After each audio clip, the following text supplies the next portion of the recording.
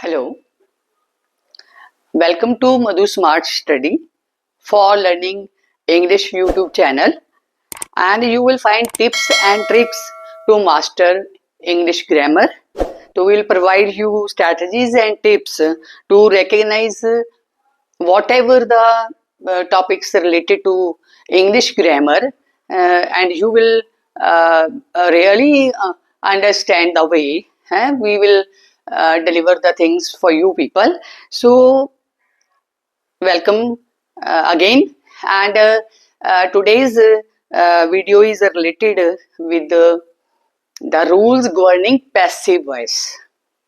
We'll talk only about passive voice in English grammar in this video with the help of examples, and how the voice is changed in tenses with the help of example.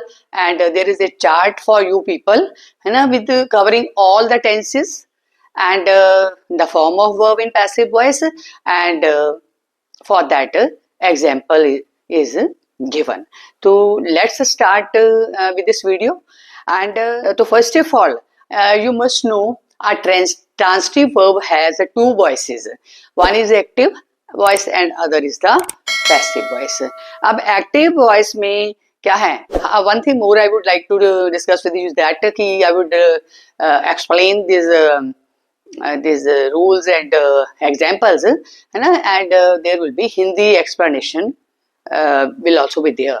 Okay, so and तक हमारी video के साथ जुड़े रहिए, है ना. सो क्या है, ट्रांजिटिव वर्ब की हम बात कर रहे हैं कि एक्टिव वॉइस होता है और एक पैसिव वॉइस होता है. एक्टिव वॉइस में जो सब्जेक्ट होता है is the doer of the action, है ना. तो जैसे हम क्या देते हैं, ये मान लो एक एग्जांपल ले लेते हैं, ही रोट ए लेटर. तो इसमें ही सब्जेक्ट है और अ लेटर क्या है, ऑब्जेक्ट. अब इससे आपको पता चलता है कि subject is the doer of action. He जो है, he is writing a letter.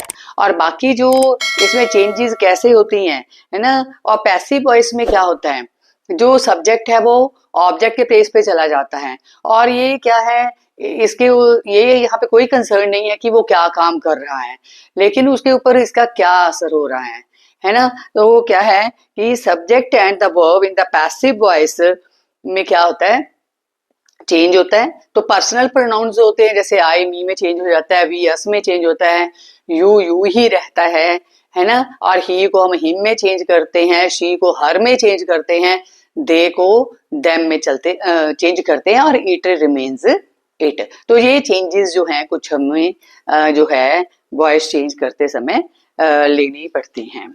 अब इसके लिए कुछ जो है कि सेंटेंसेस को चेंज करने के लिए जो है कुछ स्टेप्स हैं, है ना. जनरली ये सब वीडियोस में बताए जाते हैं कि सब्जेक्ट ऑब्जेक्ट के प्लेस पे चला जाएगा, है ना. और for example he sells books, है ना, बुक्स जो है वो आगे आ जाएगा और ही जो है वो पीछे चल के ऑब्जेक्ट के प्लेस पे हिम बन जाएगा, है ना. और सेकेंडली क्या है कि फॉर्म ऑफ द वर्ब जो है वो टेंस के अकॉर्डिंग चेंज होती है ना. तो वो जो हम चार्ट आपको देने जा रहे हैं, तो उसमें हम आपको बताएंगे कि किस टेंस में पैसिव वॉइस जब बनाते हैं तो कौन से जो है वर्ब की जो है वो फॉर्म हो जाती है.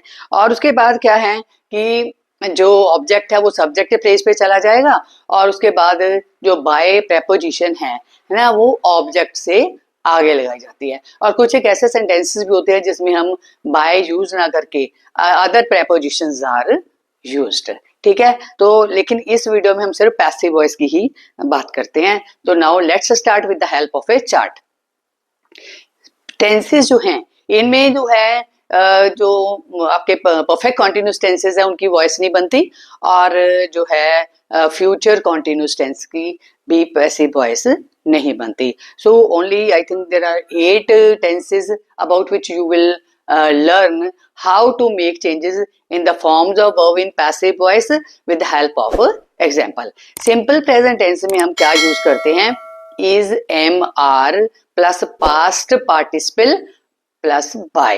और इसका एग्जाम्पल है I am loved by him. तो ये पैसिव वॉइस का सेंटेंस है.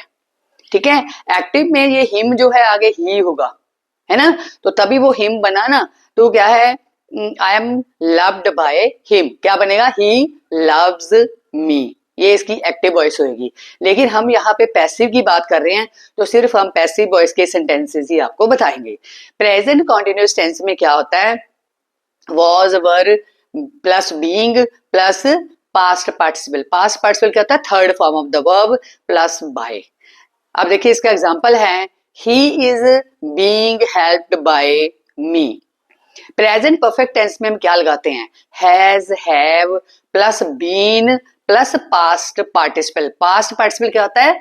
Third form of verb plus by. अब इसका एग्जांपल देख लीजिए, my pen has been stolen by you. आप देखो माई पेन सिंगुलर है, तो हमने वर्ब को चेंज करना है पर्सन के हिसाब से और नंबर के हिसाब से। अब माई पेन सिंगुलर है तो हैज आ गया, हैज के साथ हमने क्या लगा दिया यहाँ पे? Been, has been. अब स्टील था, है ना, क्या आएगा स्टील की थर्ड फॉर्म? स्टोलन। तो स्टोलन बाय यू, कि you have stolen my pen, ये इसकी एक्टिव वॉइस होगी। अब उसके बाद आ जाता है सिंपल पास्ट, या इसको हम पास्ट इंडेफिनिट भी बोलते हैं। तो पास्ट इंडेफिनिट में हम क्या यूज करते हैं? पैसिव वॉइस में was, were plus past participle plus by. और अब देखिए इसका example, an interesting story was written by them. तो इसका एक्टिव क्या होगा? They wrote an interesting story. अब है पास्ट कॉन्टिन्यूस में हम क्या लगाते हैं पैसिव वॉइस में? Was, were plus being plus past participle plus by. Example इसका है, his time was being wasted by him. Active क्या होगा? ही was wasting his time. Past perfect में हम क्या लगाते हैं? Had plus been plus past participle plus by. तो one thing you have to keep in mind कि पास्ट परफेक्ट में, है ना, सब्जेक्ट चाहे कोई भी हो, चाहे फर्स्ट पर्सन में है, चाहे सेकंड पर्सन है, या थर्ड पर्सन में है, तो इनमें सब में हैड लगना है और हैड के साथ बीन लगाना है। आप देखिए, his car had been stolen by him. उसके बाद आता है जी सिंपल फ्यूचर। सिंपल फ्यूचर में हम लगाते हैं will, shall plus be plus past participle plus by. और इसका एग्जांपल देखिए, my lesson will be learned by me. तो हमने यहाँ पे जो है माई लेसन आ गया, है ना। अगर आए होता है, सिर्फ आए और वी के साथ हम शैल लगाते हैं, बाकी सारे जो चाहे वो थिंग है चाहे वो पर्सन है, उनके साथ हम क्या लगाते हैं? विल। तो my lesson will be learned by me. तो लर्नड जो है ये लर्न की थर्ड फॉर्म है, लर्न, लर्नड, लर्नड। उसके बाद आता है future perfect.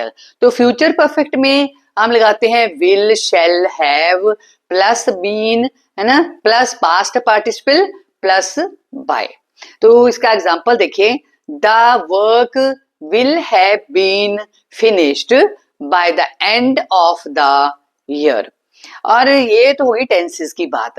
Besides that modal verb auxiliaries जो होते हैं ना, जैसे कैन है, could, may, might, should, would, है ना, मस्ट, ऑट टू, तो इनमें पैसिव वॉइस में हम क्या लगाते हैं? तो इसमें क्या होता है? Modal verb plus be plus past participle. अब इनका हम एग्जाम्पल देखते हैं, you might be allowed to go. तो आपको हो सकता है आपको जाने की इजाजत मिल जाए। अब देखो कैन के साथ हम बनाते हैं नथिंग कैन बी डन, कुछ भी नहीं हो सकता। उसके बाद क्या है? Duty must be done. अब मस्ट के साथ भी हमने बी लगा दिया, है ना, और हमने जो है माइट के साथ भी बी लगा दिया, और हमने कैन के साथ भी बी लगाया, साथ में थर्ड फॉर्म ऑफ वर्ब लगाई है। उसके बाद इन्फिनिटिव में क्या होता है? इन्फिनिटिव मतलब है जो सेंटेंसेस टू जिसके साथ लगा होता है, to plus be plus past participle. इसका एग्जांपल देखिए, the work has to be finished by me. ये काम मुझे खत्म करना ही है।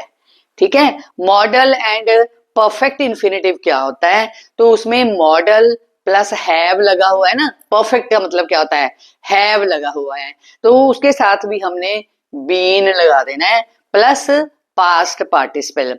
आई must have been consulted by you. So, on this very basis, you can recognize a sentence whether it is of passive voice, है ना। Sometime क्या होता है कि आपको पैसिव वॉइस का क्वेश्चन आ जाता है, तो उसमें क्या होता है आपको एक्टिव में बनाना होता है ना, या आपको रिकॉग्नाइज करना होता है कि जो सेंटेंस दिया गया है उसकी फॉर्म क्या है। तो this way we make changes in the passive voice in English, है ना, active and passive voice. So these were the rules with the help of examples. और मुझे उम्मीद है कि आपको ये वीडियो पसंद आई होगी। अगर आपको अच्छी लगी है तो काइंडली मेरे channel Madhu smart study for learning English, है ना, को लाइक करिए, इस वीडियो को शेयर करिए मैक्सिमम अपने फ्रेंड्स के साथ, इनको ज़रूरत है, और मेरे इस चैनल को सब्सक्राइब करिए। Thank you very much for watching my video. Thank you.